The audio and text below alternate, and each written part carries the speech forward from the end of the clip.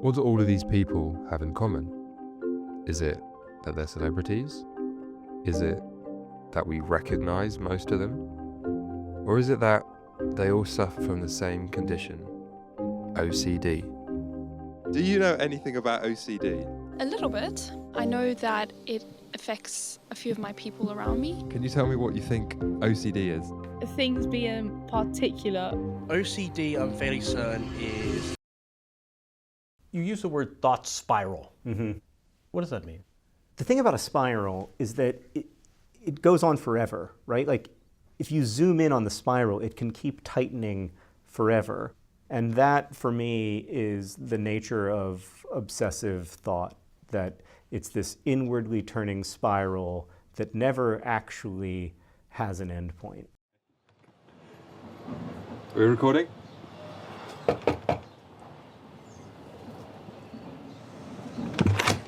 Hello. Hello! Welcome to my abode.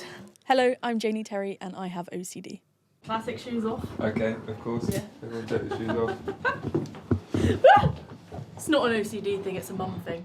Yeah, I'm Andrew Hill-Smith. I'm a child psychiatrist, consultant child psychiatrist. I have a specific interest in OCD. So obsessive compulsive disorder rolls off the tongue, doesn't it? Yes.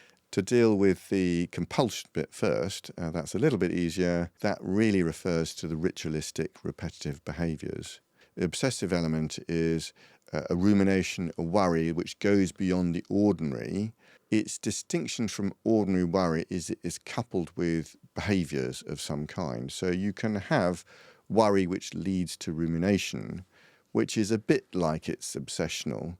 It's the same sort of process, but it doesn't have the behaviour that follows it. It can affect your thoughts a little bit. Yeah? Yeah. I believe it entails, depending on the person or trait, sometimes repeating the same task until it feels perfect. And can affect like your friendships, just normal things that would seem easy can seem a bit more difficult. Well, I went for counselling when I was in secondary school, and it was mostly like a lot of checking stuff, repetitive things like doing the light switch multiple times. It would take me ages to do anything. I'd be writing in my book and after every word I'd have to like press down on the words to make sure something. It just had to feel right. It's usually the feeling that they have to do something unless something bad is going to happen, or the feeling that if they do this then it will stop something else from happening. Can you relate to that idea of needing to do something until it feels right? Personally, no. Can you imagine what that could be like? Having experience of living with someone with OCD, I can see how it can impact someone in everything they do in every single minute of their life. OCD, The War Inside, is a Canadian documentary that I discovered a few years ago on one of those random Discovery channels.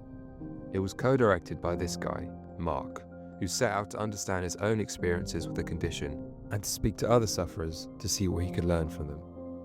I had known of people who had suffered from the condition and also wanted to explore my own tendency to overthink situations. The documentary focuses on 5 people of all ages and backgrounds, but in particular I found this young sufferer, Andrew, along with his family, to be especially interesting. Okay, hello boys and girls, welcome to the 1997 Christmas tree decorating. 1996. 1996, whatever. And I'm Andrew Stewart. I'll be here today to introduce you to our Christmas tree. It makes me have bad thoughts, and it makes me have rituals that it means habits. It means habits. And a few of those habits are, I touch stuff with both hands, all over, like this. And my bad thought would make me do it, like I'd get kidnapped, or my parents would get kidnapped. It could be that these habits and behaviours are fairly unimportant both to the person and to someone else. So you'd say, is that really a disorder? There's some interesting habits, you could say.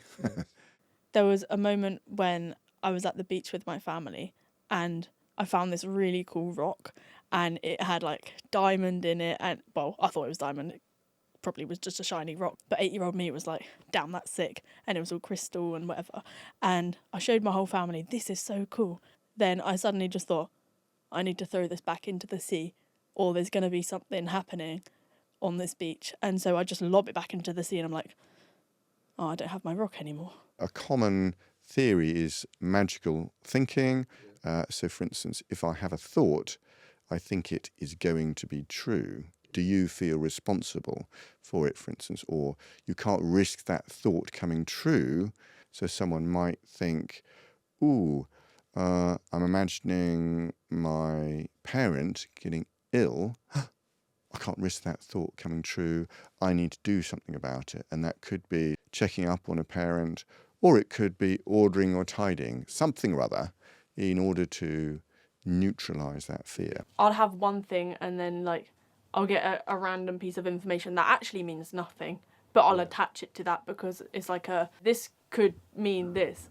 I think my main compulsion at the moment, I don't know if it is compulsion, but I think it is like asking for reassurance. Yeah. There's a bit where I walk down the stairs. It's quite a rhythmic routine. So I don't think you'd really. Let's try and do it. Okay, sure. Touch here, all the way down here. One, down here.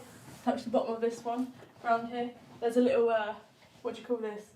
Ledge. Yeah, obviously people think about washing rituals, so that's obviously a ritual in which someone fears they've touched something dirty and therefore they wash their hands repeatedly. Less common still are covert rituals, so someone might have something in their mind and they do something like a balancing thought or a counting behaviour in their mind, or trying to induce a positive image. Those are covert rituals.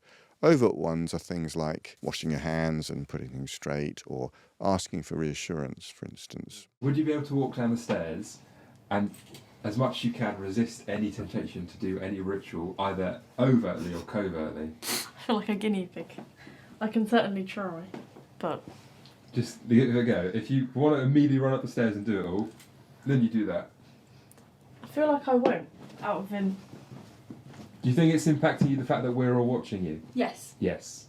If I feel like I need to do something outwardly, there's other ways that I can kind of like adapt it so I still get the same satisfaction, but like I'm doing it a bit more low key. That's why I can do it so easily, because like if I'm on my own, I'll just do it. Like. Do you think it's because you're distracted? Right now? Yeah.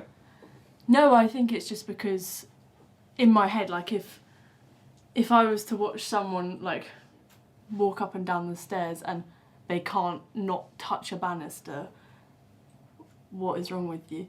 Like, another thing to remember is that quite a lot of OCD is treated as silly and shameful, and often a secret problem. People hide their behaviours. There was a lovely graphic written years ago describing the secret problem of OCD, with the octopus and all the different tentacles running around the place, and OCD can creep into all sorts of different corners. But fundamentally, a ritual is a repetitive habit which does serve the function of reducing anxiety, whereas someone who likes to be orderly, and being orderly isn't OCD, people refer it colloquially as being I'm OCD. What they mean is I like things nice and tidy. Whereas a ritual might be driven by a fear of harm to somebody. So they imagine the harm, do a ritual, feel better. Then often doubt they've done it right, maybe imagine the harm again, get anxious again, do the ritual, and the anxiety comes down again. So as you see, it becomes repetitive, but not very effective because it doesn't prevent the harm.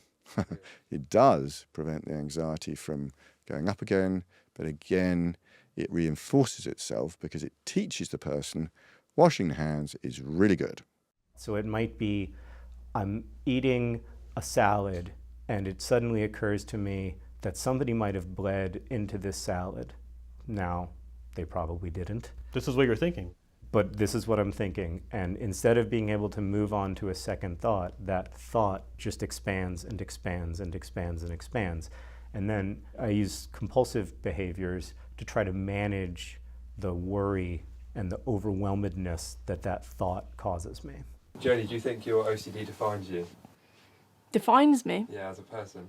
Throughout my whole life, I think now is the time where it's at its worst. There's like times where there are worse spirals, and like the past few months have been one of them. Would you describe OCD as like a spiral? Yes, that's how I would label it every time. In what When I way? start like getting a thought, I'm like, I'm gonna spiral now. That's what you say, I'm going to spiral. Yeah, like, help me because I'm about to spiral. What is lacking, I think, is the routes that people need to take themselves in order to find a solution. The kind of quick dialogue, I have a problem, it can be medically diagnosed as such and such, therefore health professionals need to help. And sadly, outcomes in mental health, despite practitioners' best efforts, have lagged way behind physical health problems. And I think it's because in mental health, you're always dealing with the patient or the person's own feelings that you cannot touch. You can only access them by talking to someone or inviting them to do something. Because there's so many different themes of OCD, like, and the big one for me at the moment is relationship OCD, and that's like the one that it can fuck off, because it is the worst of mine at the moment, and so that's why I started therapy. So, yeah. And the reassurance is a hard thing to keep up with, isn't it? Yeah, and it's really difficult when it impacts another person as well, because it's not just me I have to account for. It's like this whole relationship I am literally trying to work out. No, I get it. So that's my answer. Jenny, thank you very much for speaking with me. Thank you. When I reflect on my time learning about OCD, I realise I've learnt many things. Not just about the condition itself, but about people in general. I've learned that it is a complex and potentially debilitating condition that affects many people in many different ways. But perhaps most importantly, I've learned just how little communication is needed to help educate non-sufferers as to what the condition is and to what it is not.